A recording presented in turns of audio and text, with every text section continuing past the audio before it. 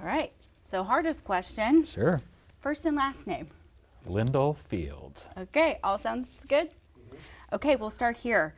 You've been in office a few weeks now. How's it going?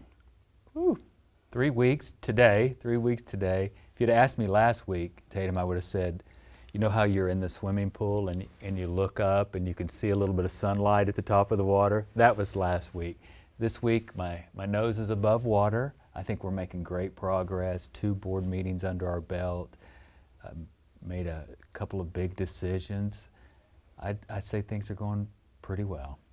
What have your priorities been these first few weeks? Just kind of getting your footing, getting familiar with everything? Walk me through that. Yeah, a couple of priorities. So we have the state agency that I lead, the State Department, several hundred employees at the agency. So getting to know them, getting folks settled down. They've been through a transition, and that's a lot.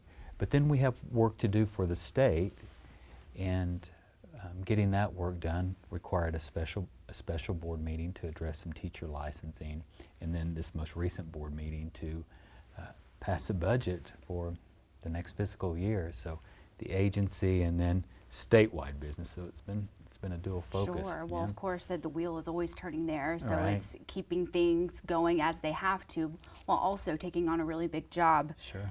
When you were appointed, you said that you bring the perspective of more than 30 years in education. That includes over a decade as a public school superintendent. You led one of the top performing organizations in the country. So how are you going to bring that perspective to the table to lead this state organization? So being in public education, I understand the perspective of all educators, teachers, support staff, and then being a superintendent, the challenges that come with that, and the good things that come with that. Since retiring, I've been in the culture business, working with schools primarily and other entities with workplace culture. So the things I used at Tri-County, I used in the consulting business, now in running the SDE, and even leading the education philosophy across the state. So I believe it's about culture in all of the schools. So superintendent, public school, then my culture work, using both of those to lead the state agency. So where in there have you found success? You've been successful in your past jobs. How are you going to find that success in this role? So it's not complicated, but it's hard, and it takes consistent communication. So you start with communication. That's what I've done at the agency and with the state. Communication, you get that right, then you can start to build relationships. And it's my hope over the next 60 or so days, those relationships will start to lead to alignment with the legislature and other stakeholders. So right now, communicating, letting the employees know what's going on, let the state know what's going on, and starting to build those relationships. So very basic stuff that will make all the big difference. We hope so. You know, there's education up until this point. There's been a lot of conversation about education. A lot of it has been negative up until this point. And one thing that I have noticed in all of these conversations, you turn on the news, you see one thing, you open up social media, there's another thing. None of it has been about what's happening in the classroom. So how are you going to change that? How do we bring that conversation back, focused on the classroom and doing work to make those improvements that are needed? That's why I'm sitting here today. So I felt kind of a black cloud, kind of a spirit that wasn't something I liked hearing and seeing in education. And so in April or so, I decided to do something about it. So I started thinking about what I could do, and lo and behold, I end up right here. And I think it just starts with appreciating people. Tatum, I believe that teaching is the most noble of all professions. So somebody who gives of themselves to make somebody else's life better, what gets any better than that? So it starts with appreciation. People need 3 things. They need proximity to the leader, they need meaningful work, and someone to say, I'm proud of you. You do those 3 things, people will move mountains for you. So let's start by appreciating those people that are teaching our most precious, our children. So that's what I'm doing different. The concern from the public, parents and educators until this point around education, they've voiced very real concerns. Look at the test scores. There's a lot of room for growth. Where do you start? Yeah. Well, we have 15 months. I'm not under any kind of illusion that we're going to go from 50th to 30th or 20th. I think we can make some real changes in 15 months. You know, a child can go through a grade and a half in 15 months, so we owe it to them to do our best. The only thing I know to do is work on the fundamentals, the X's and O's, and that's why literacy is one of our priorities. Literacy, teacher recruitment and retention, and then pathways, kind of the later stages of education. You know, we have 12 to 14,000 students that graduate every year that don't do anything. So I want to focus on them, but I think we start with the basics, Tatum, the X's and O's, literacy, and teachers. If we do that, then we can start talking about the plays we need to put in place to really move that needle. Well, let's talk about these priorities that Sure. you laid out. The first being reading proficiency. So the new state test scores, they came out, it shows nearly 3 in 4 Oklahoma students are not proficient in reading. What is your approach going to be in that area? Well, I think we have to get aligned as with all of the stakeholders to recognize, first of all, it's not an overnight fix. We have to be committed to this long term. You can't walk around the block today and run a marathon tomorrow. We have to be committed to something significant. You probably heard a lot about the Mississippi Miracle, and I have too, and I'm learning about that. Lots of things in there that we can do, but I think first of all, getting everybody aligned and understanding that's a priority. So I hope I can bring the attitude of camaraderie to get everybody aligned to make that a priority, so we can start teaching the right things to help with literacy. You know, we hear that kids don't like to read. Well, nobody likes to do anything that's hard, and if you get to 3rd and 4th grade and you've been struggling with reading, it's not fun anymore. So we got to get it earlier. And so we have to get our teachers trained to help our students learn better. So is the solution more training? Is it a different kind of curriculum? Is it a whole different approach in the way that we are teaching reading? I think it's all of those things. I think it's training, a different approach. I think if we were just talking about the scores only, I think we could agree that it's not working as good as it could. So I don't know that we have to throw the baby out with the bathwater, but I think a whole new approach, and it starts with teacher training, literacy coaches perhaps, is a good start. So looking at all of those things I think is important. You said something in another interview Sure. that I had read, that it's not so much about making change, what you need to do, but it's making it meaningful. What do you mean when you say that? You want meaningful learning. You want a meaningful approach to some of these challenges that are at your foot. I don't remember the exact comment that you're referring to, but I think when you think about meaningful, we throw a lot of things. We throw a lot of things at education, new shiny things. So I suspect I was talking about. Well, let me back up. The best organizations say no to almost everything. Let's focus on what really works, and that's meaningful. Instead of trying to do everything, find out what we can be really good at. And I think that's the basics. Keeping it simple. Keep it simple. One of your other priorities, of course, is teacher recruitment and retention. Right. What will your approach be in that area?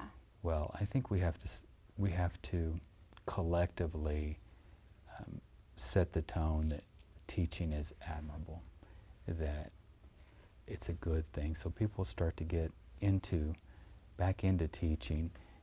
And so it starts with an attitude. Then I think it's leadership in the schools.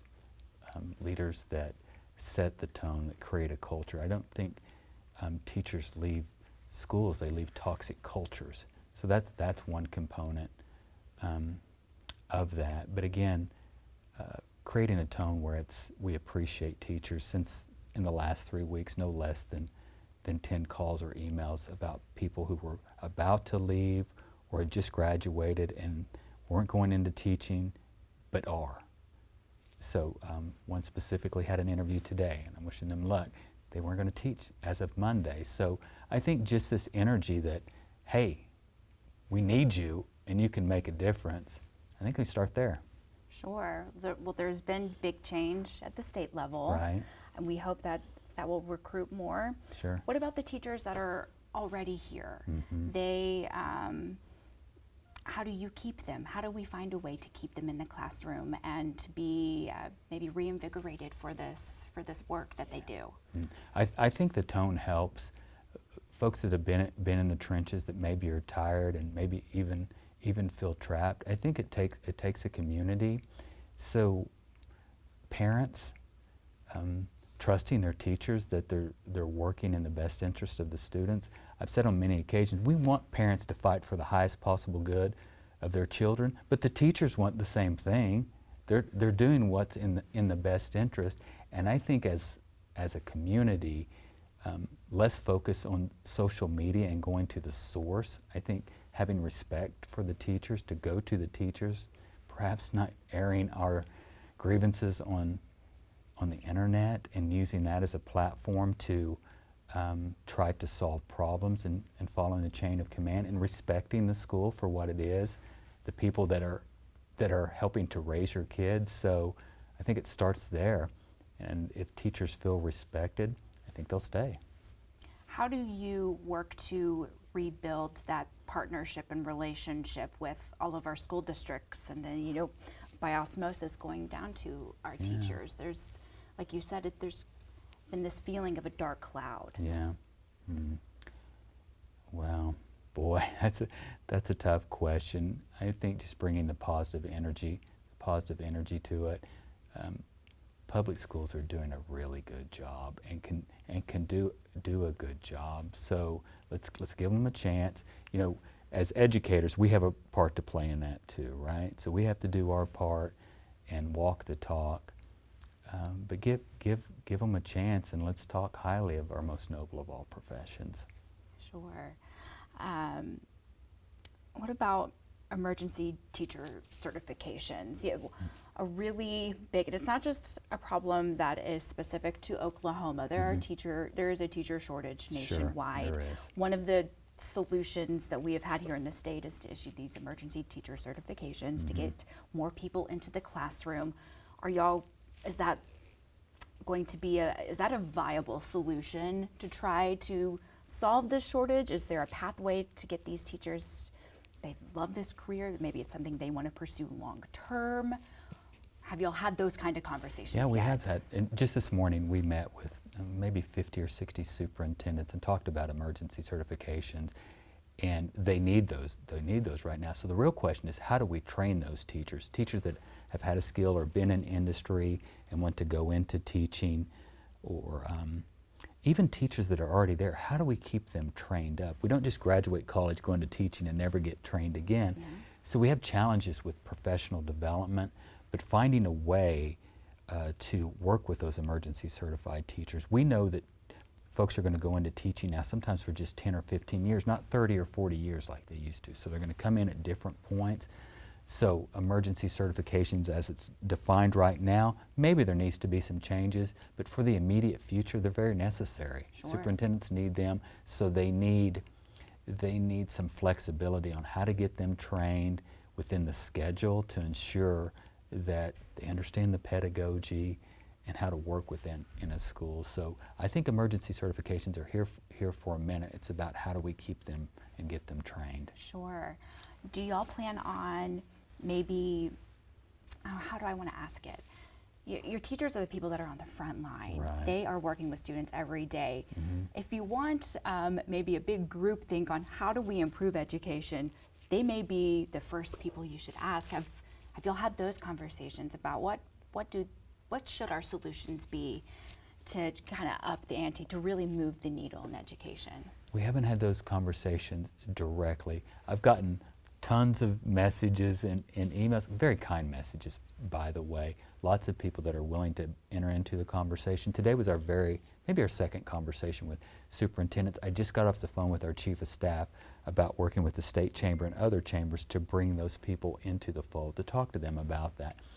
folks just want to be heard and listened to. They have great ideas, so what you're talking about is real important. We haven't got there yet, but that's something we're planning to do. That's interesting. Did you expect to have that kind of feedback almost immediately? It seems people are eager to want to make a change. No, I didn't see that. I didn't see that coming. I think we fielded over 1,200 messages in the first couple of weeks. Wow. So no, I didn't see that coming at all. So I think I've answered them all. If I haven't, please let me know. So yeah, eager to talk with those folks. So just a little bit at a time, but we don't have a lot of time, so we'll be out there and visiting with those schools real soon. So you've got 15 months. Right. You've got a very big job. Mm-hmm. What will be a success for you? 15 months. You're at the end next. What? January 27. Right. Mm-hmm. What would look like a success for you? Yeah. You know, a measurable success is really going to be hard to put out there. 15 months is not that long. No. You know, we talked about steadying the ship, and then I said, well, I want to build a strong foundation for the new person. And now I'm like, if I could just get the ingredients to build that foundation where the State Department hasn't had a lot of turnover, that the culture is going in the right direction, people are happy, I think that's a good starting point. And there's just congeniality among all the stakeholders about what can happen for education. I think that's a really good start. There's potential for some legislation, but we're not even to the session yet. We just passed a budget, so if we can use some of those dollars in unique ways to prop up some of these things we talked about, maybe we can see some meaningful gains. But to put a target on it this soon is going to be hard. But I think in 15 months we'll see a big difference. You talk a lot about culture change. Mm-hmm. That takes time. It does. Trying to move the needle when it comes to student performance, that also takes time. Right. But time is of the essence. Sure. So how do you balance wanting to really move the needle? We don't want to waste time here, but also keep a realistic mindset of, it's okay, we need to take our time. How do you balance those two things? Yeah. So, you know, I'd like to say that the tortoise always wins the race, right? Steady and deliberate, but we don't have a lot of time. There are things that schools can do. We have culture killers in our organization. Sometimes we feel like that there's things that we can't do. But as I spend time with groups, keep talking about just even communicating that dissemination of information is not communication. Get out there and start to have two-way communication. That in and of itself can create a culture shift in an organization almost instantly, overnight, just by having those two-way conversations. And then there's other little techniques, but I think we can make some measurable difference. But are we gonna become the top place to work over 15 months? Probably not, but it is a realistic goal that can happen over a few years. Sure. What are you passionate about as an educator? I saw your eyes light up when you were talking about teachers. Yeah. When you talk about culture, when you just talk about your job in general, what is it that gets you up in the morning? What makes you excited about this job? Yeah. Well, I was an educator for 30 years, and then a business owner for a few years. A whole different world altogether. I think people are my gift. I'm helping them find their gifts, find their strengths, and fight for their highest possible good. It's what I want to do. And I think converting cultures is what I'm passionate about. Creating great places to work where people can thrive. People spend so much of their lives in their jobs, and it doesn't have to be torture. Work doesn't have to be torture. It doesn't have to be a grind. And in education, it's like, oh, I can't wait for school to start. Oh my gosh, will spring break ever be here? Will Christmas ever be here, right? We're looking for the next thing. I don't want it to be like that. Just enjoy going to work every day and pouring into somebody. So I'm passionate about, changing the culture and organization and bringing the best in people. Have you felt a shift? I know you're brand new on the job. Does it feel more positive walking through the doors? Are you seeing more people smile? What is it like when you're coming You to tell work? me. I don't know. You know, when you're from the outside, people are smiling. I imagine people are avoiding me too, right? So I feel like there's a shift in you know, at SDE. I feel like there's a shift in the meetings we're going to. People are smiling. I was at a conference yesterday, and I'm like, this is a really fun group. And they said, well, this is the first time in a long time. So I think that speaks for itself. So I think that it's only 3 weeks, but Sure. I feel like there's been a B12 shot, a bit of injection. I like that.